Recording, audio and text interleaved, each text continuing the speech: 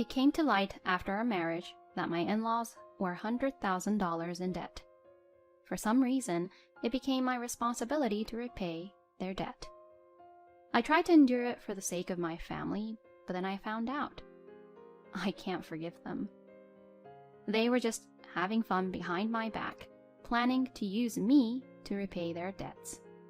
From that moment on, I put a plan into action to revenge my husband and my in-laws, who would be rejoicing that the debt is fully repaid 5 years later into hell. My name is Mary. I lost my mother at an early age and lived with my father, but he passed away a few years ago. The one who cheered me up when I was down after becoming alone was my old friend. It was through this friend that I met my husband, David. I met David at a bar where I went out for drinks with my old friend after a long time, and we ended up drinking together. He had just been dumped by his girlfriend at the time and was complaining about it over drinks. I'm lonely. Is this really how my life should be? The one who heard that and proposed enthusiastically was my friend. Mary is single right now, isn't she? Why don't you guys date? My friend, who was being playful, made David and I exchange contact information and even set up the next date.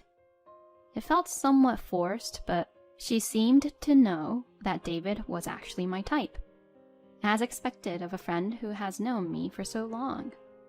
I was a little excited about the date with David that she had set up. In conclusion, I had a great time with him.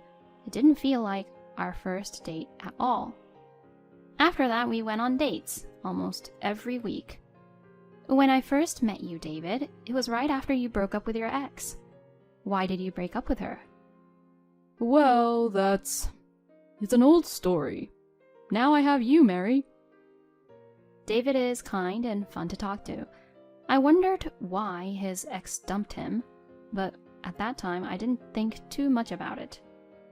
About 6 months into our relationship, David proposed to me.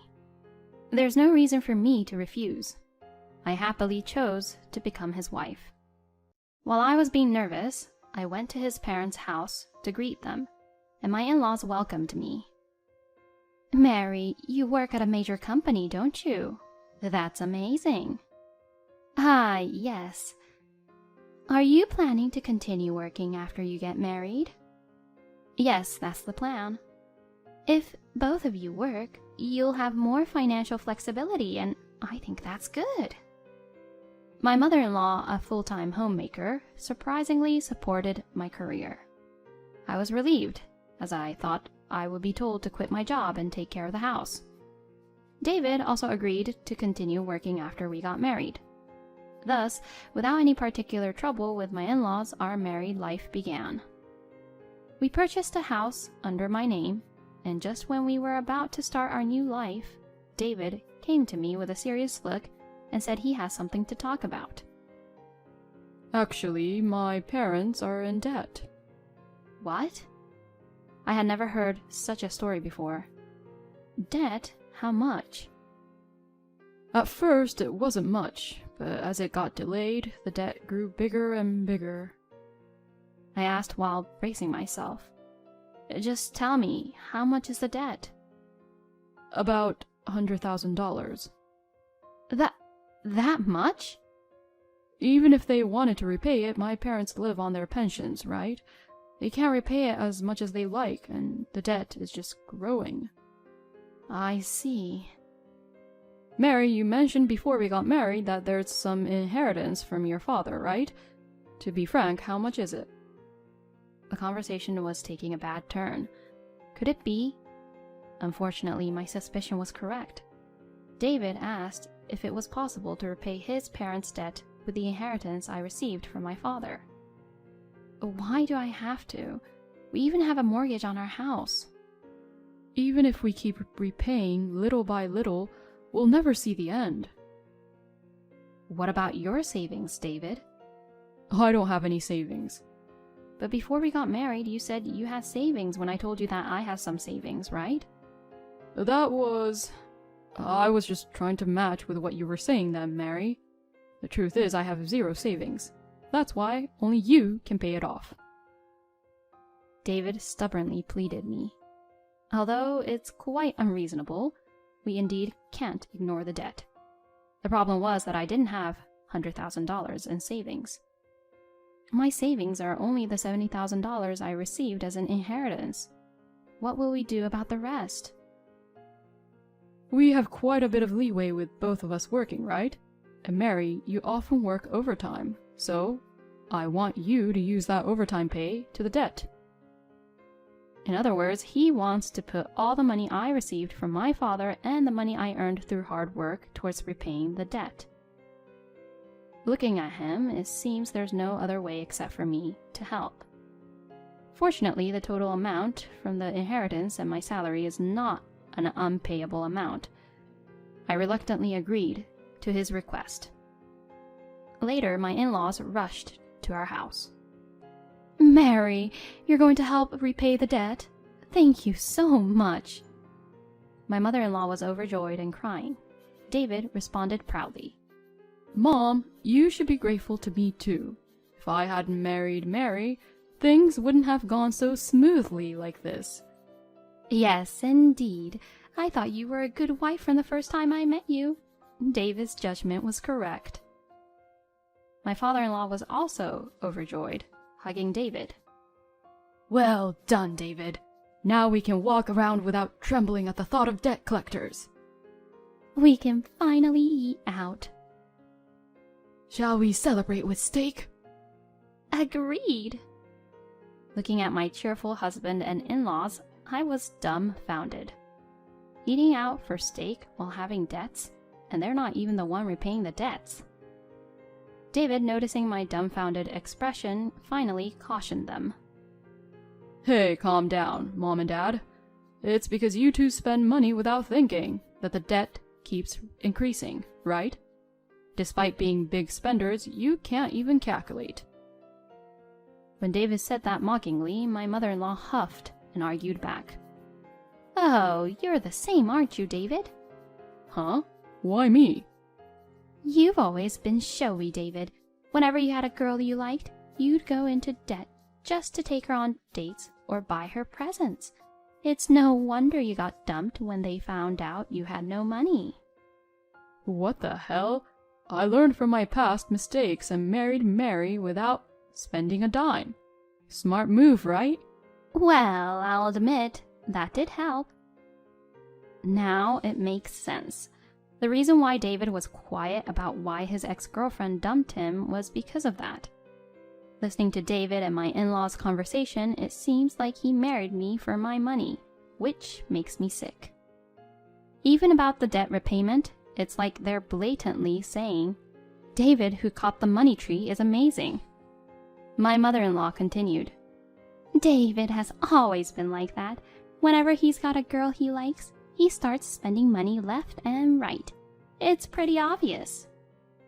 Hearing that, I realized something. Lately, he's been frequently withdrawing money from our joint account. Could it be? Disregarding my suspicions, David, as if he had a brilliant idea, spoke. Right. Mary, you've been transferring money to my family every month, right? But since everyone in my family is bad at managing money, can you repay the debt directly from now on? What? As I was baffled by his absurd proposal, my in-laws celebrated cheerfully. That's a good idea. Here you go, Mary. This is the account number for the transfer. My mother-in-law handed me the account number for the transfer while I was still being speechless. So how much can you repay each month, and how many years will it take to repay it all? As I responded to my mother-in-law, who was asking as if it was none of her business, I felt a bit irritated. Firstly, I'll put the $70,000 from the inheritance towards the debt repayment, so the remaining amount is $30,000, right? If it's $30,000, I think I can transfer about $8,000 to $9,000 per month and repay it in 5 years. 5 years, huh? I guess it can't be helped if it takes that long. And that's how I started gradually repaying my in-laws' debt. First, I'll repay the debt with the $70,000 from the inheritance as immediate payment. This should ease the debt collectors from coming back for a while. But that's when I found out. My husband was having an affair behind my back. No wonder he was spending a lot and it was getting out of hand. I won't stand for him having fun by himself. If he's doing that, then I'll take countermeasures as well. In 5 years, I hope that you'll be panicking for what's going to happen. For the next 5 years until the debt was fully paid, I decided to handle all communications with the debt collectors, letting my husband and in-laws live as they always had. This was all for the sake of my plan that I was carrying out behind their backs. I can't wait to see their surprised faces 5 years from now. And then one day, 5 years later, David was looking at the bank book. As expected of you, Mary. You've been making the payments on the dot every month, and the remaining $30,000 is all paid off. Yes, so it seems. I'm really grateful to you. Anyway, I actually have something important to tell you. Something important? I want us to break up. David said that with a serious face. You know the saying, when the money runs out, the relationship ends? Actually, there's a girl I want to be with. Once you and I break up, she's going to move in here. So, I want you to go to my parents' house. What's that supposed to mean? I immediately lashed back at him. Wait a minute, why do I have to go to your parents' house? She hates complicated things like dealing with in-laws. My dad and mom are as careless with money as ever, so it would be easier for you to manage them if you lived together, right? You said you want to break up, right? Even then you expect me to take care of your parents? That's just absurd, no matter how you look at it. My parents rely on you completely. Now that it's come to this, you should take care of them till the end. Besides, if they get into debt again, it'll be a hassle for you to pay it back, won't it? My husband, who had left the repayment of the debt to me and had been enjoying an affair behind my back. But it wasn't just that. Even after the divorce, he planned to leave his parents to me, and so that he could live with his lover. That's absolutely unforgivable. I won't let that happen. I'm sick and tired of David's selfishness. Barely controlling my anger, I tried to respond calmly. I fully agree with the divorce. I see. It's good that you're an understanding woman. But the one who's leaving is you. Huh? What are you talking about? This is my house. No, it's not. Have you forgotten that when we bought this place, I paid all the down payment from my savings, and the name on the agreement was mine, right? Was it really like that?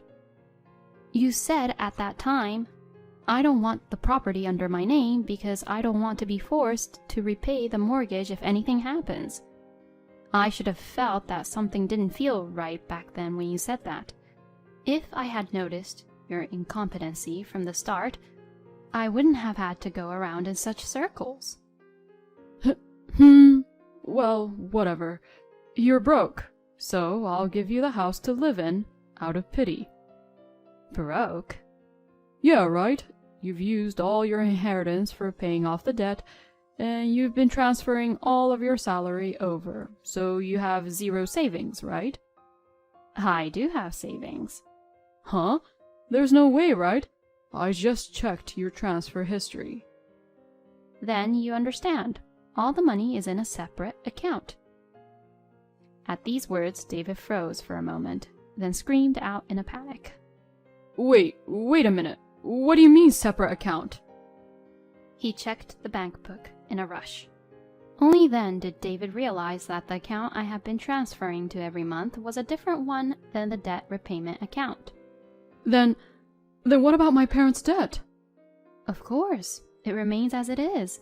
You were leaving all the dealings with the debt collectors to me, so you didn't notice what I've been doing at all.